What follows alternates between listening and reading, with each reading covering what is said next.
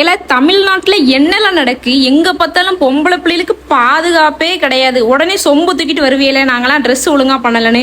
பாலியல் வன்கொடுமை நடக்கிறதுக்கு யாருல காரணம்? யாரு வேணாலும் காரணமா இருந்துட்டு போங்களா, எங்களுக்குலாம் இனிமேல் பிரச்சனையே கிடையாது. நாங்க இனிமேல் எங்க வெளியே போனாலும் மிளகா பொடி, அருவா, கத்தி, பிளேடு எல்லாத்தையும் எடுத்துட்டு தான் போவோம். இனிமேல் அரசோ ஒரு ஆண்மகனோ எவனுமே எங்களுக்கு பாதுகாப்பு கொடுக்க தேவை இல்லை. நாங்களே எங்களை பார்த்துப்போம். இந்த பெத்தவங்க என்ன தெரியுமா பண்ணுதிய, பொம்பளை பிள்ளைல நல்ல குண்டு குண்டுன்னு புசிட்டிக்கா வளங்க. இதுக்காக அவங்கள குங்ஃபுக்கோ கராத்தே கிளாஸ்க்கோ போகணும்னு நான் சொல்ல வரல.